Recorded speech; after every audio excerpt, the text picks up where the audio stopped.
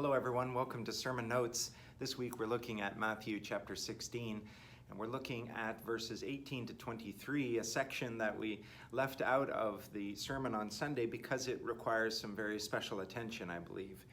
In fact, one commentator I read said that this particular section is one of the most difficult to understand in the New Testament. So this is exciting, and I hope you're looking forward to digging in. What I've thought we could do for sermon notes this week is to look at this passage very carefully, one verse at a time, and we'll walk through it in order to be able to pick out some of the gems and understand what's going on in these verses. Okay? Well, let's get our Bibles out together then, and let's look first at verse 18, and let's see what's going on there. Okay, as we look at verse 18, we have just seen Peter give a confession with his mouth. He has declared that Jesus is the Christ. And that is in verse 17. And now, in verse 18, we see Jesus is reciprocal in giving Peter a title. And so Jesus says, "And Peter, I say that you are the rock." So there's a significance in this kind of reciprocal declaration that Jesus gives. And here's the significance. Just as Peter was saying, "Who are you, Jesus?" Your role is Messiah. In this same way, Jesus is now saying, "Simon, I have a new name for you." That just like an Old Testament change of name that Yahweh has given to Abraham or to Sarah or to Jacob. In this New Testament sense, there is a new name, Petros, or Cephas in the Aramaic.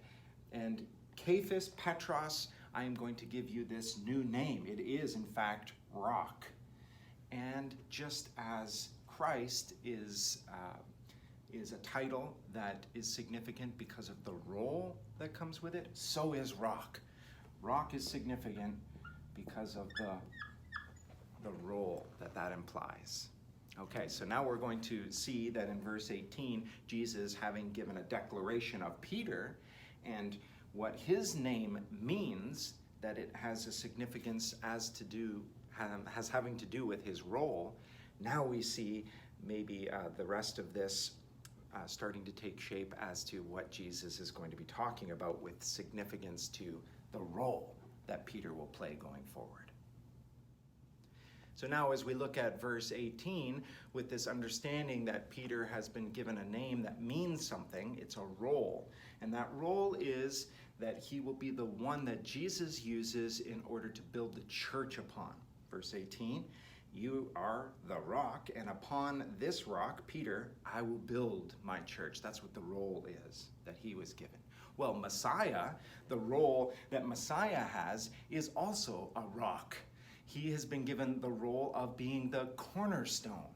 And the cornerstone precedes, it is before the laying down of this Peter rock upon which God himself will build his church. Why is that the case? Well, we know that Jesus, the cornerstone, is the one that will set the direction for all of the rocks that will be laid down. So the direction for the disciples, like Peter and even Paul, who will be the ones that will go forward to actually reach out to all the world, including the Gentiles. So the cornerstone is the one that sets the direction for that. That's what cornerstones were, and they are to this very day.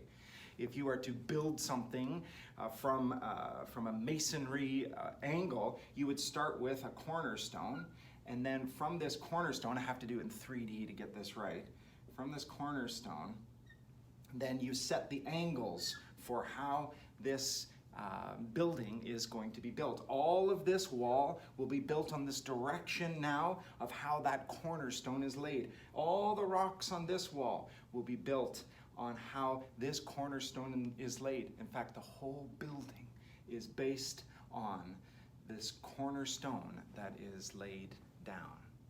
So, the cornerstone is first. That is Jesus. The stone that was rejected, Matthew 21, has become the cornerstone that sets the direction moving forward.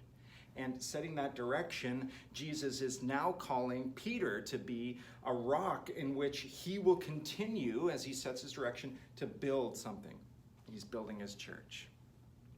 So it's important for us to see that this role is very significant both for Peter and for Jesus as the cornerstone, the Messiah. Well, Jesus does in fact use Peter to be that rock moving forward into the Gentile world to bring the gospel to all nations. And so we can see how Jesus sets that direction for the church and then uses Peter to then go forward to bring the gospel to the whole world.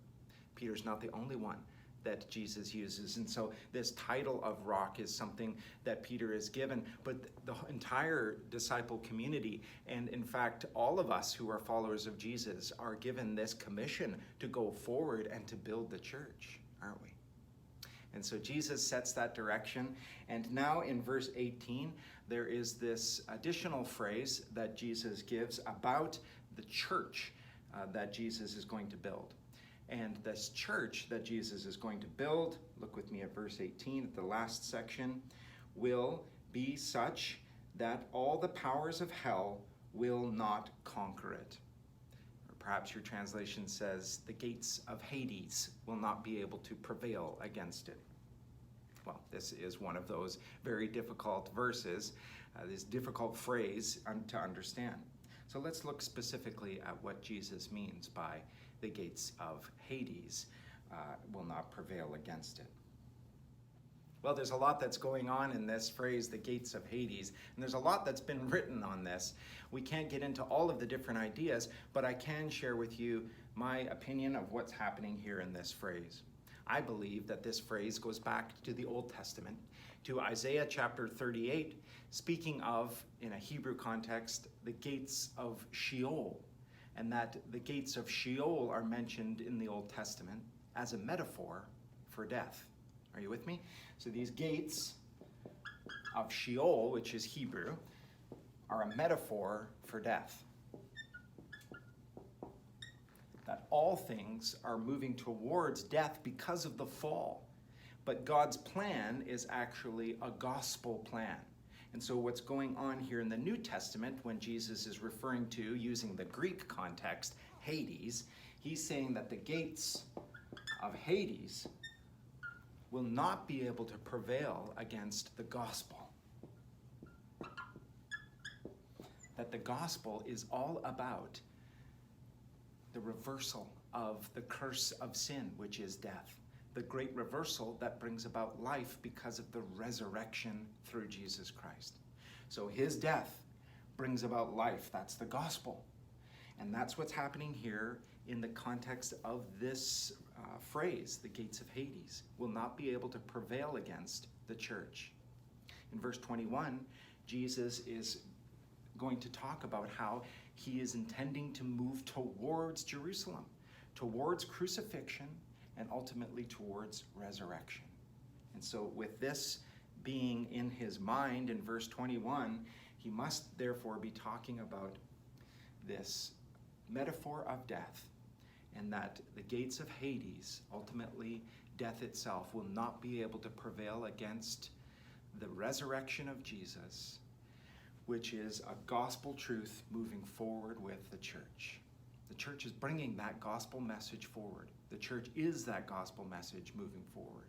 Jesus has redeemed us. Jesus has resurrected us. We are no longer destined towards the gates of Sheol or the gates of Hades. It will not prevail against us as a church. It will not be able to stop the good gospel truth that there is life through Jesus Christ. Well, I believe that's what's happening here then in this phrase, that all the powers of hell, this metaphor of death, will not conquer the truth of the gospel, that there is life in Jesus. Now in verse 19, let's look at it together here.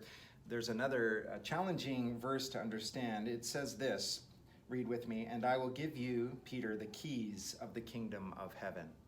What does this mean? This phrase, the keys to the kingdom of heaven. Is this a verse then that suggests Peter is the one standing at the pearly gates and the only way we can access heaven is through the gatekeeper, Peter. And if he opens the door for us, then we can move through. Well, I don't believe that's what's going on here in this phrase, Peter, I will give you the keys to the kingdom of heaven. Rather, I believe that this has to do with that earlier declaration that Peter is the rock, and that rock calling is actually about Peter having a role. So that role that Peter has is to lead. He is going to lead the church forward. And that way forward is the gospel. The gospel is about Jesus Christ. Access to the kingdom of heaven is through Jesus Christ. The defeating of sin and then death is ultimately through Jesus' resurrection. The way forward for the church then is to be the one that is moving forward in the gospel. And Peter is going to be a leader in that. How is he going to lead? He is going to lead by bringing the message forward to the Gentiles. How is he going to lead? Not only bringing forward to the Gentiles, as many of the disciples will, but he will also lead in how the church functions. And so I think that's part of the role that Peter is being given. How do I know that? I know that from watching what Peter does in the book of Acts and watching how he is used by God in order to, in his role, move forward with this calling that he's given to lead. What are the functions that he establishes for the church? Some of those functions are considered blessings, how the church worships, how the church prays. Some of this has to do with community, how the church comes together. Some of this has to do with ethics. Peter writing about, and in the book of Acts we see him establishing what are the ways in which the church functions ethically. And so all of these functions are under his role, and I think that's what's happening in this phrase. You've been given the keys to the kingdom of heaven. It's a part of that role, and a part of that role includes how the church will function. So as we move forward then, after this phrase, keys to the kingdom of heaven, which cannot possibly be about those pearly gates. We've already established that. That's the cornerstone's job. That's what the cornerstone does. He builds his church. He's pulled a leader specifically out of that in order to be the one that moves forward with this message to the Gentiles and how the church functions. That might help us then make sense of what happens in the rest of verse 19. Look back with me, which says, whatever you forbid on earth will be forbidden in heaven, and whatever you permit on earth will be permitted in heaven. Not that Peter is now given a license to be able to establish what ethics are or how the community will function moving forward, but that is actually done by Jesus and the cornerstone. Instead, Peter, as his role of being one who will help establish the functions of the church in the New Testament, will move forward to be able to help the church understand how it is the one that worships God, how it is the one that comes together as a community, and how the church itself moves forward ethically. Well, I believe that's what's going on here in this tricky passage. It all has to do with that significant calling earlier on, which is the context of this verse. You are Peter. You are the rock. Well, now in verse 20, we see one of these messianic secret passages. What's the messianic secret? Well, we see sometimes in the New Testament that Jesus warns his disciples not to tell anyone about him. Well, that's what's happening here. Verse 20 says, then he sternly warned the disciples not to tell anyone that he was the Messiah. Well, why? What's this secrecy all about? The secrecy fits into what's going on in this passage, and so that's how we have to understand it. What's going on in this passage is that Jesus is moving towards the cross now. He has established the kingdom in his time up to this point in Matthew's gospel, and now he is moving towards Jerusalem, towards the cross, and towards the resurrection. And there is no room for anything else in Jesus' plan. Therefore, he cannot afford to have a feverish pitch raised around him being a Messiah that is misunderstood by people up to this point. Even the disciples themselves, and certainly the crowds around, are misunderstanding what Messiah is all about. Jesus knows that that is about the cross.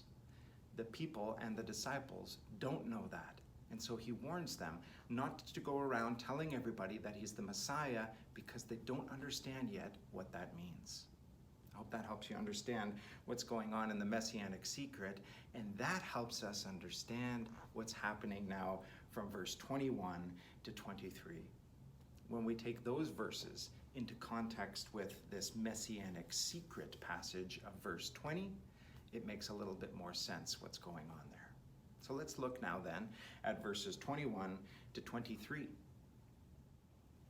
Well, now as we look at verse 21, we see that Jesus is the Messiah that is to go towards Jerusalem and the cross. Let's read it together.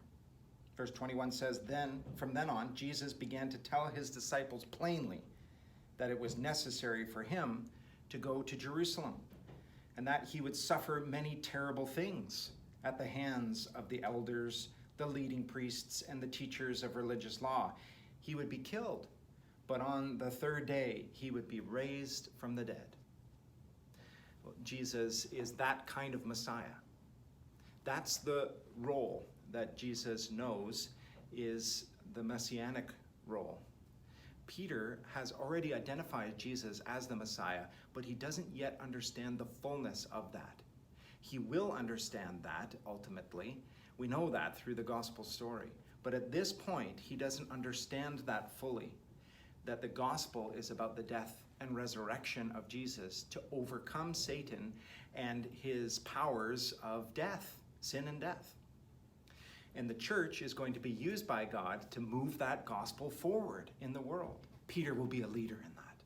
Okay, so that's a bit of a recap, but this makes sense now that Jesus is saying, don't go around saying that I'm the Messiah because you don't yet understand fully what Messiah is. Let me tell you what that is.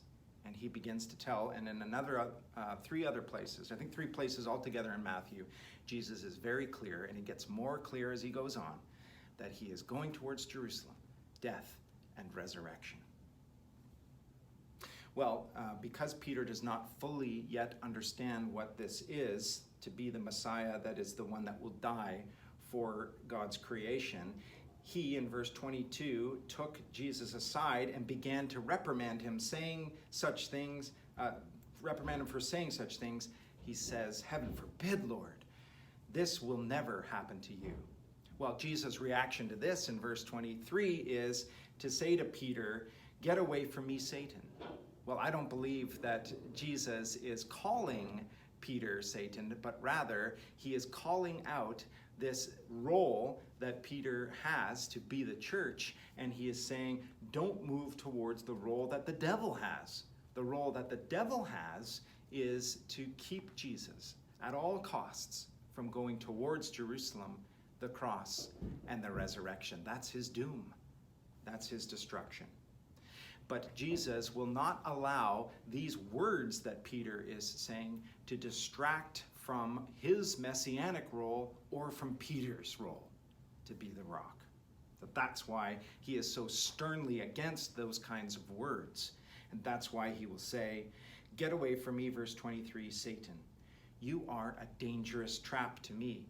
Not Peter, but Satan himself is this dangerous trap for Jesus. The phrase dangerous trap is actually that word scandalon that we've seen before in the parables. It means stumbling block. And so Satan in chapter 4 of Matthew is trying to stop Jesus at all costs in the temptations from going towards Jerusalem, the cross, and the resurrection.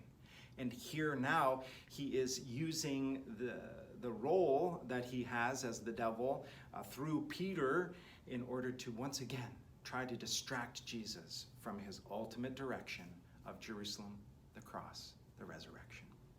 That's why Jesus says, "You're a stumbling block to me.